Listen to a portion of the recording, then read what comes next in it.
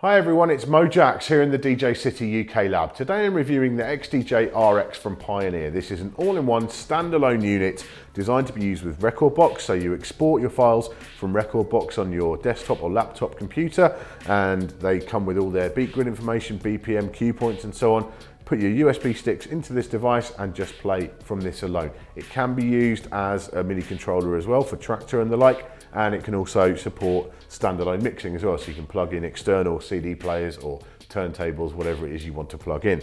Now, these are on sale in very limited numbers here in the UK, and so limited in fact that Pioneer didn't have any review units to send out. So I've managed to pull a bit of a fast one. I've intercepted this unit from the guys at dex.co.uk, who very kindly let me have their store demo unit they were going to put in the store, to have that for a few days so I can actually give you the full SP on this and let you know exactly how it's panned out. So there's not going to be a big walkthrough on this because that would just take a really long time. I'm going to tell you what's good, what's maybe not so good, what I might have done differently, and ultimately let's just get down to it straight away. So this is basically two CDJs and a mixer in one unit. That's it, straightforward. So you've got pretty much all of the functionality of the regular CDJs. You've got all the looping and stuff is the same. You've got the queuing is the same. You've got vinyl mode, CDJ mode. You have got the sync if you want to use that. The jog wheels are basically the same as on the DJcityTV. They feel very responsive to use. I'll just come out of browse mode.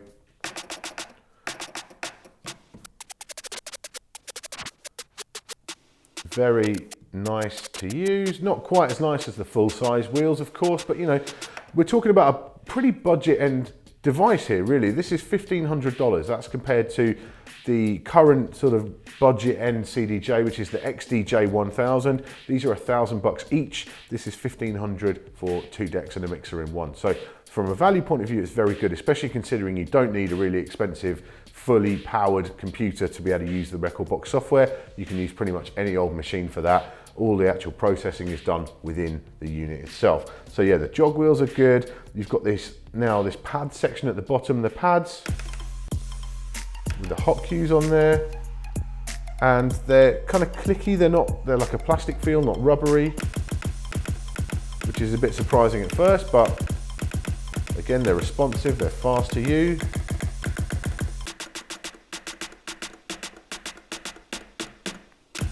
And because you've got the 4 pads there, you've actually got 4 hot cues now in rekordbox. So I'd imagine the next high-end players will come with the 4 cues as well, which is nice. You've got auto beat loops on there, so you can do 8, 4, 2 and 1. And if you use shift, you can do even shorter measures. We've got quantizing throughout on here. So you can quantize the cue points and the loops and so on to the beat. And also you can quantize the effects as well. So if we set that over to crossfader 1, we've got quantize on.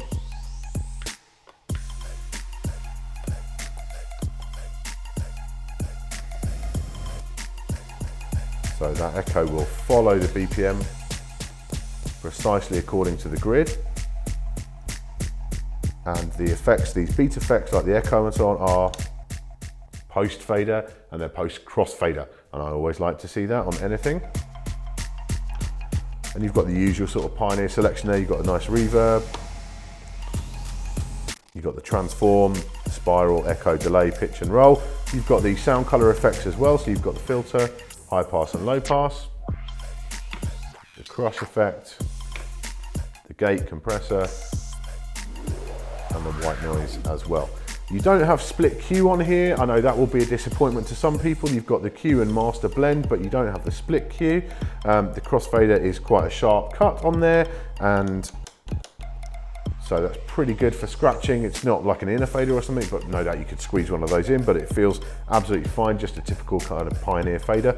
That's kind of the story of this thing really. It just feels like a Pioneer device. If you're used to Pioneer DJM mixers and CDJs, you'll feel right at home on this. If you want to feel used to those things, you'll feel right at home on those when you go out to the club, if you've got this in the house. You have got a full complement of inputs and outputs and so on. So you've got booth output on jack connections, you've got XLR and phono outputs for the master, you've got 2 mic inputs on the back there as well with EQ. So this thing is kind of ready for mobile use and so on as well. You could put two pretty large USB sticks in there, like 128 gig, and then you're going to end up with a pretty comprehensive mobile solution. You can always, of course, run with the Ethernet port on the back. You can run your laptop in there as well and use it for your entire library and just browse all that from here. The screen itself is very high res. It's very bright and it's very colourful. You've got the waveforms at the bottom, the overall waveforms for both decks. You've got on-air display, so the little deck display flashes when it's on air and doesn't when it's off air. A bit like the DJM900 kind of setup. You can change the actual size of your main waveforms there. And of course we have got stacked waveforms. So if you're used to the Serato kind of way of doing things with those stacked waveforms, you'll feel at home here as well. The quantizing options are great as well. Not only can you quantize the effects and the deck both together, but you can do either separately as well. So you can just quantize the deck and not the effects and vice versa. That's very good. You use this deck 1 and 2 button to switch between the two. So even though everything is now on the one screen, it doesn't get too complicated. It's pretty straightforward. Like if you want to browse tracks, you can go through your playlist and so on. You can do all the usual things like the menu, so you can sort by all the different options there. And we can then choose to load to deck 1 or deck 2. You've got direct load buttons there as well.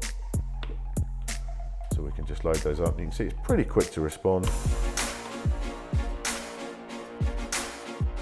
Searching is not as good as the XDJ-1000, but then that's the same situation with the CDJ-2000 Nexus as well. It's just not ever going to be as good as a full QWERTY keyboard, but it's still pretty usable once you're used to how it works. So we just select each letter as we go.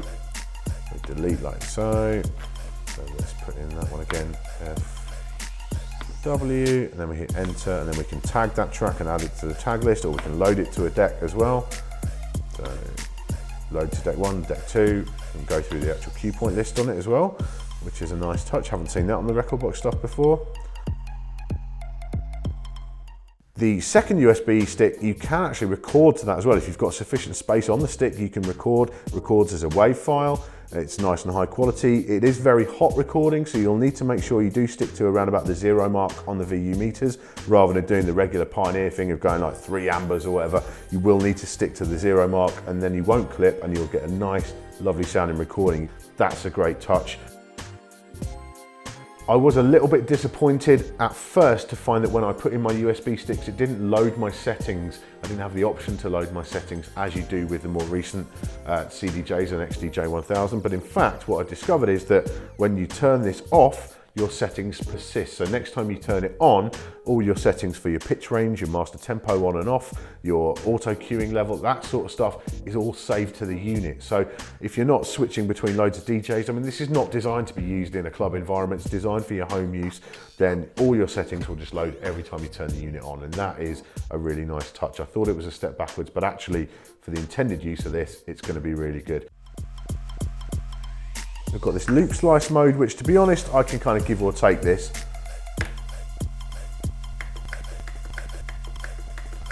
I sort of found playing around with this that even in quantized mode, it's very easy to kind of lose where you are in relation to the other track that's playing. And there's like 2 different modes. There's continuous and loop mode where you have to kind of hold it down. I'm not really sold on it. I'm sure people will come up with some creative stuff for it, but for me, it's a bit fiddly. I would have much rather seen the beat jump feature from the XDJ-1000 make its way to these pads instead. I think that would be more useful for more DJs more of the time. Simple as that.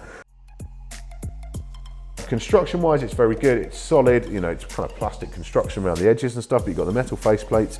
There is one thing with the edge of the faceplate, it's got this kind of lip on it, this metal kind of lip. So if you're the kind of person who's really into cutting and you kind of lean your hand on the front of the mixer there, you're gonna find that's a bit rough on your hands, but that's really the only kind of thing I can say to fault the actual construction of the unit. There's only one knob for the touch and release. Unlike the XDJ-1000 though, you can change that in the settings to just affect the release and not the touch as well. So it's much better from that point of view. Waiting for a firmware update on that on the XDJ-1000. So there we have it, the XDJ-RX from Pioneer. Fundamentally, this thing is a success. It does everything it sets out to do. It is a great introduction to the Rekordbox ecosystem. If you want to play on the high-end CDJ and DJM setups at clubs, you'll feel perfectly at home having practiced on this back in your house, you can go out with your sticks, play on those, and you'll feel just great. It's got all the modern features of rekordbox all built in. The platters are good, the actual main controls will feel nice. The mixer itself is just a stripped down DJM mixer with all the effects that you're going to want and so on. So it's all there. I mean, $1,500, it's cheaper than any sort of comparable XDJ setup that you could have. It really does the business. Personally, I'm more into the modular side of things, because I like to take different bits of kit out to gigs and so on. But if you're looking for that all-in-one standalone thing, having the mix recording in there as well is such a bonus. All in all, yeah, the XDJ-RX really does come very much recommended. Thanks again to dex.co.uk for letting me have some time with this unit to get to know it and actually give you the ins and outs of it. And thank you for watching today. Please do make sure you subscribe to DJ City TV for future tips, tricks and product reviews. I'll see you soon.